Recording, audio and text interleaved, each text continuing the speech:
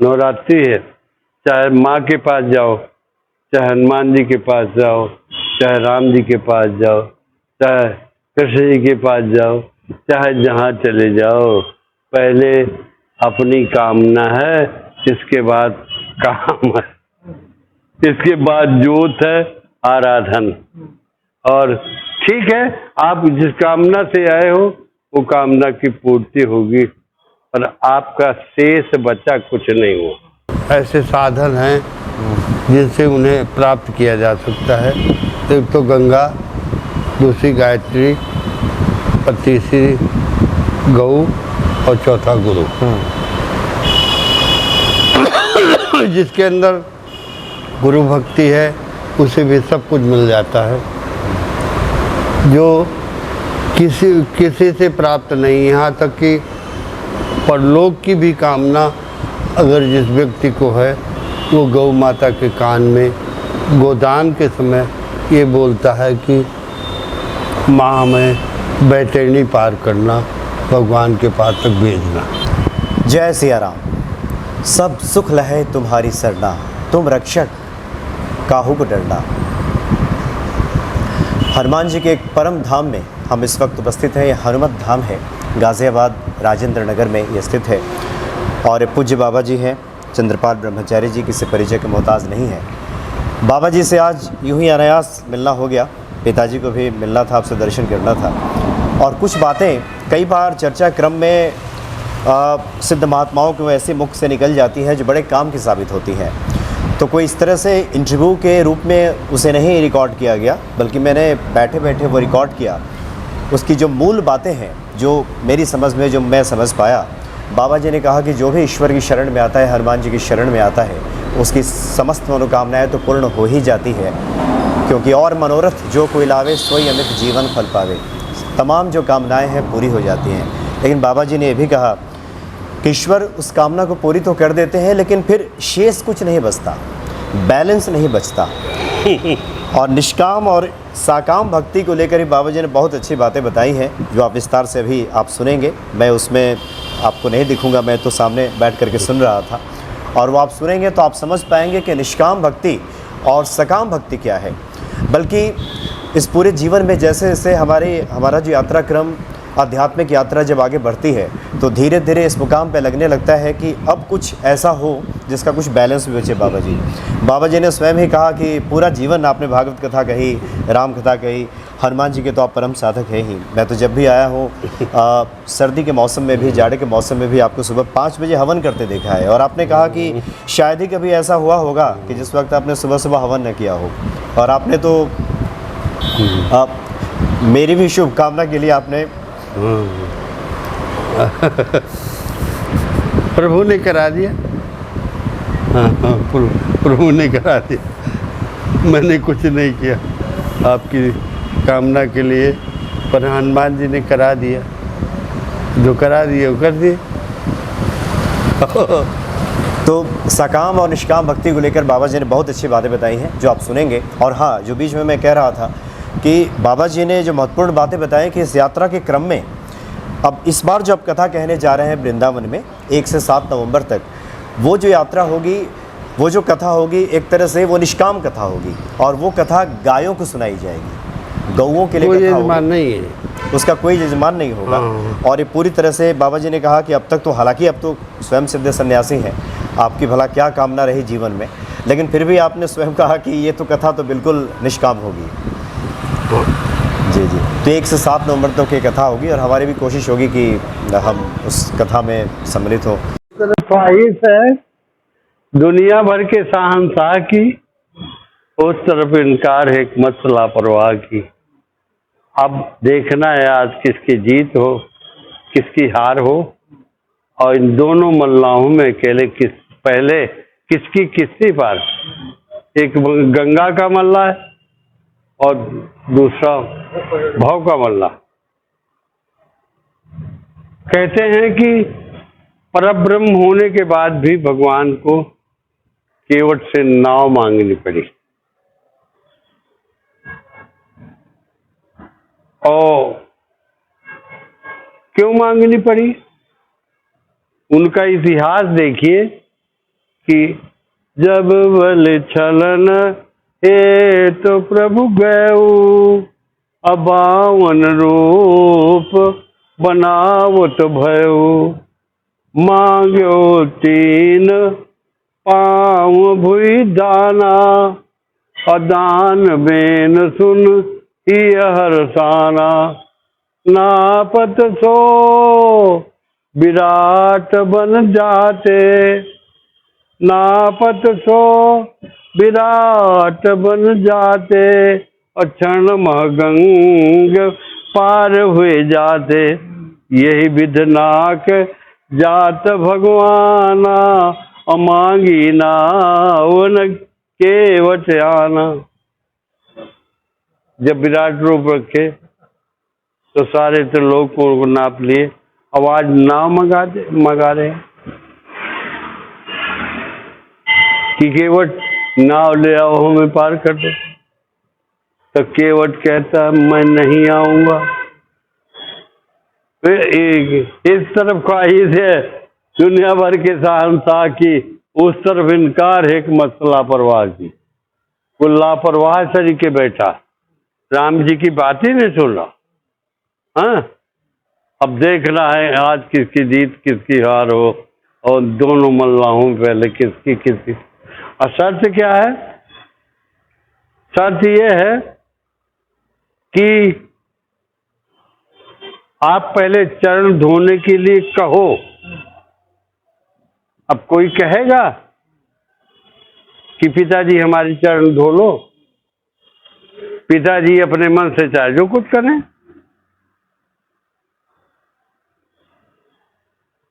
तो वो कहता है कहो तब धोऊंगा, वरना ऐसे नहीं धोऊंगा। तो इतना बड़ा परब्रह्म परमात्मा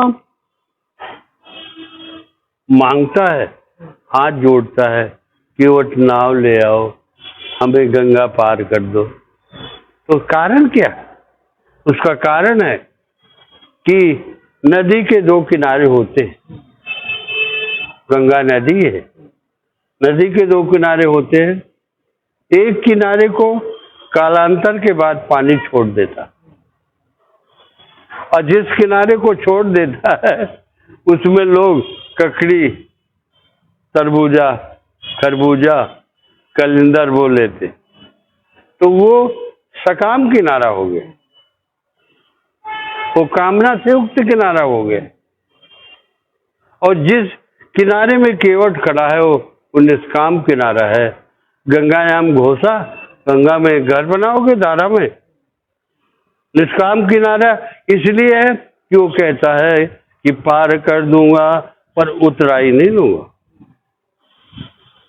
तो पूर्ण कामना से रहित काम चला जाता है शरीर से, पर कामना का नाश नहीं होता। जहां कामना का नाम नहीं, उस किनारे में केवट कहता है पद कमल धोए चढ़ाए नाव नाथ उतराई चहो मुहि राम राउर आन दशरथ शपथ सब साची कहो बरतीर मारई लखन पे जब लगन पाए पखारियो तब लगन तुलसी दासनाथ कृपाल पार उतारियो पद कमल धोए चढ़ाए। निष्काम किनारे में बैठा है, इसलिए परमात्मा हाथ जोड़ते। इस जगत में उसी को भगवान पसंद करते हैं जो कामना रहित हो जाए और फिर भक्ति करते। नवरात्रि है, चाहे माँ के पास जाओ, चाहे हनुमान जी के पास जाओ, चाहे राम जी के पास जाओ, चाहे कृष्ण जी के पास जाओ, चाहे जहाँ चले जाओ, पहले अपनी कामना है, इसके बाद काम है। इसके बाद ज्योत है आराधन। और ठीक है, आप जिस कामना से आए हो वो कामना की पूर्ति होगी, पर आपका शेष बचा कुछ नहीं हो।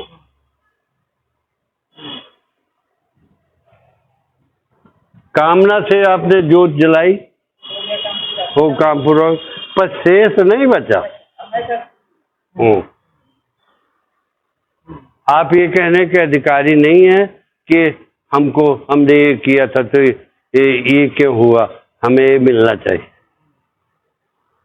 वो जिस कामना से तुमने ज्योत जलाई थी उस ज्योत जल गई, तुम्हारी कामना पूरी हो गई। अब आपकी मने बैलेंस नहीं बचा। अर्थ न धर्म न काम रुचि और गति न चहो निर्वाण। अर्थ न धर्म न काम रुचि गति न चहो निर्वाण। और जन्म जन्म श्री राम पद यह वरदान ना। बोलो हनुमान जी महाराज की।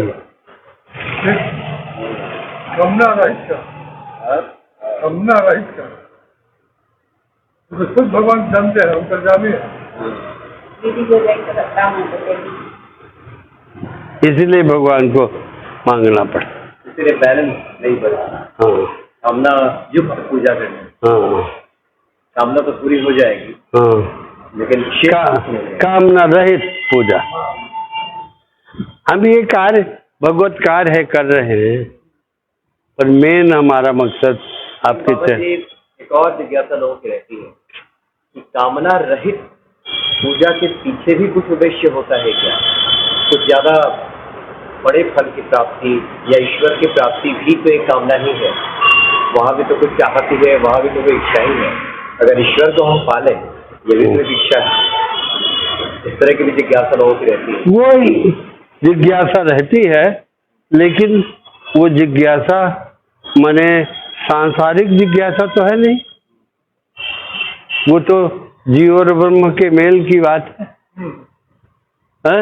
और जिस जीव से जो ब्रह्म से अलग हो गए है, अगर उससे मिलने की कामना है, सांसारिक कोई बात नहीं है उसमें, तो वो मिलन की कामना है, उसमें तो कोई बात ही नहीं।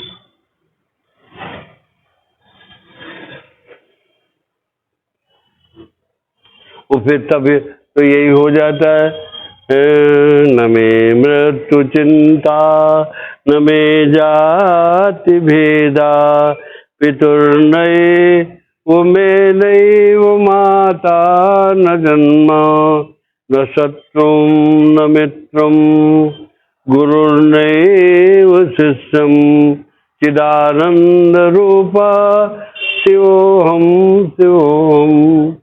न मे द्वेष रागो न मे लोभ मोह पितुर्नैव मे न मंत्रो न तीर्थो न वेदा न यज्ञो अहम भोजनम नैव भोज्यं न भुक्ता चिदानंद रूपा शिवोहम शिवोहम।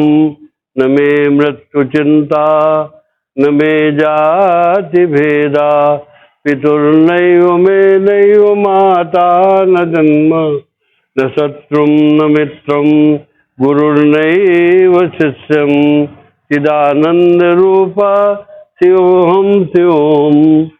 भगवान शंकराचार्य। तो फिर भी जहाँ मिलन हो गया, परमात्मा से मिलने की अगर कामना है, इसके अलावा दुनिया की कोई कामना नहीं है, तो वो कामना नहीं कहलाती। वो फिर कामना माने हमारे संतों ने कहा है कि वो काम नहीं रह जाता, वो कामना नहीं रह जाती। शंकर भगवान जब राम जी की शादी हो गई, तो शंकर जी ने पार्वती से कहा, आज राम जी की शादी हो रही है, मैं शादी देखने जाऊंगा। तो बोले प्रभु आप नहीं जाओगे। बोले क्यों? बोले इसलिए नहीं जाओगे कि जिस रथ में बैठे हैं भगवान शिव राम, जिस रथ में बैठे हैं भगवान राम। उस रथ के घोड़ा जो है कामदेव बना हुआ। अच्छा। तो उस रथ का घोड़ा कामदेव बना हुआ। अब आप को देख करके काम जल जाता है। तो जब घोड़े से जल जाएंगे तो रथ कैसे चलेगा? तो बोले, शिव जी ने कहा, बोले पार्वती तुझे पता नहीं, आज काम राम के काम में है, इसलिए मेरी आंखों में ज्वाला न निकल करके मेरी आंखों से अमृत की वर्षा होगी, क्योंकि काम राम के काम में, भगवान के काम में। अगर भगवान के काम में न होता तो ज्वाला निकलती, और राम के काम में है तो अमृत बरसेगा। मुझे जानने थे वो राम जी की शादी में भगवान शंकर आए। बोलो शंकर भगवान। कई बार कुछ चीजें, कुछ बातें अनायास निकल पड़ती है जो बड़े काम की होती। इस शरीर से जो भी निकलवाते हैं हनुमान जी निकलवाते हैं। हमारी तो कोई बात नहीं, भगवत कार्य में कोई भूमिका नहीं है। जो कुछ करते हैं हनुमान जी करते हैं, तो कुछ निकलवाते हैं तो हनुमान जी। ऐसे साधन हैं जिनसे उन्हें प्राप्त किया जा सकता है। एक तो गंगा, दूसरी गायत्री, और तीसरी गौ, और चौथा गुरु। जिसके अंदर गुरु भक्ति है उसे भी सब कुछ मिल जाता है। जो किसी से प्राप्त नहीं, यहाँ तक कि परलोक की भी कामना अगर जिस व्यक्ति को है, वो गौ माता के कान में गोदान के समय ये बोलता है कि माँ हमें बैतरणी पार करना, भगवान के पास तक भेजना। तीसरी गायत्री मंत्र, और चौथी है यज्ञ को मूल धन, धन मूल धर्म अरु, धर्म मूल गंगा जल, पिंडपान करिबो, जहाँ जहाँ मैया तेरी धूल उड़ जात गंगे, तहाँ तहाँ पापन की धूल उड़ जाते। काहू ने न तारे जिन्हें गंगा तुम तारे, जेते तुम तारे जेते नभे न तारे। गंगा जी से सब प्राप्त होता है। हमारा भैया वहाँ गया था, पंडित रविकांत शर्मा जो आश्रम के उत्तराधिकारी हैं, वो गए थे वहाँ।